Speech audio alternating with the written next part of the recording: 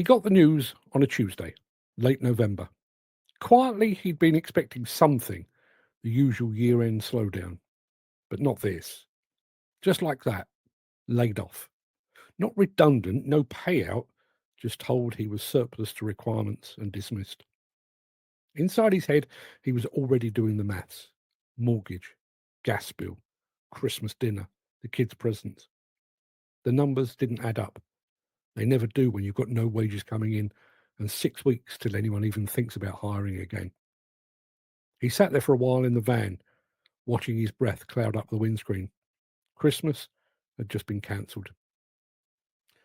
There's a special kind of cruelty in losing your job just before Christmas. Amidst all the joy to the world, you're quietly panicking about how to pay the rent. The radio blares out Slade, Mariah Carey, and Michael Sodding Bublé, and every advert tells you that love means buying stuff you now can't afford. The festive lights are twinkling, the credit card is maxed, and the kids are counting the days till a morning that's going to break your heart. It's not just about the money, though. It's about what it does to a man's pride. Try telling your kids why Santa's been forced to tighten his belt this year. Try telling your partner that Christmas dinner might be a frozen chicken because the gas bill's due. Try keeping a brave face when you can't even look at yourself in the mirror. And it's not like he did anything wrong. The job didn't dry up because of him. The client delayed the project. The developer hit the pause button. The QS shaved a few numbers off a spreadsheet, and somewhere down the line, a manager had to make it all add up. That always seems to start with the ones who do the actual work. It's funny that, isn't it? The first ones on site, the ones who graft through early mornings and pissing rain, they're always the first ones out the door when things get tight. It's the same story every year.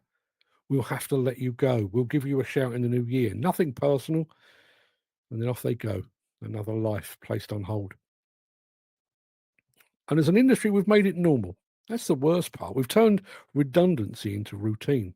It's just another process, another procedure, another tough decision made from the comfort of an office where the heating's on and the bonuses are still coming in.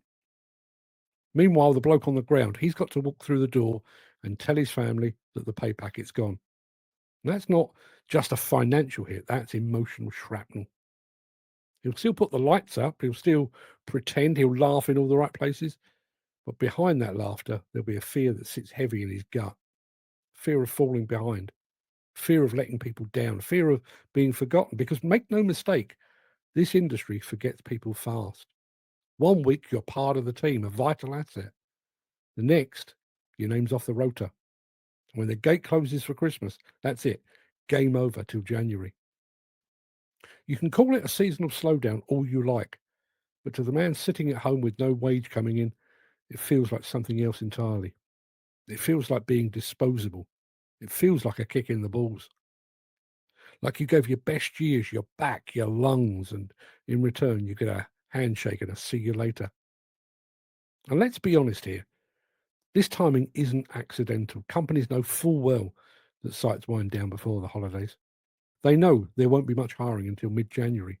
They know they're sending people into 6 or 7 weeks of financial uncertainty and emotional purgatory. But it's easier to do it now, isn't it? Clear the books before the new quarter. Go into the festive break leaner. They'll say it's just business, but if you've been in this game long enough, you know it's not just anything. It's livelihoods, it's families, it's the quiet panic that sets in when the world is celebrating and you're wondering how you're going to keep the lights on. And yet, somehow, these are the same people we clap when times are tough. Remember lockdown? Remember the praise, the talk of key workers? Didn't last long, did it? Gratitude fades fast in this industry, and loyalty fades even faster. He'll start looking for work again soon enough. There'll be phone calls, messages, promises. Might have something for you in January, mate. Keep your phone on. That's weeks away. In the meantime, there's Christmas, there's family, there's a tree that's going up whether the money's there or not. And that's the bit that breaks you: the pretending, the smiling through it all, the holding it together when kids rip open presents you couldn't afford and your partner gives you that look. Half love, half worry, because they know. They always know. I wish I could say this was rare. I wish I could say this story was unusual, but it's not. Up and down the country, it's happening again and again. Men and women who've given everything being told they're no longer required. It's an industry with a short memory and an even shorter conscience. And I get it. The economy is tough, margins are thin, and projects do stall. But if the numbers only work when we treat people like they're disposable, then maybe the numbers are wrong. Maybe the system's wrong. Remember when we used to say a dog is for life, not just for Christmas? Maybe that expression needs updating to a construction worker is for life, and that includes Christmas.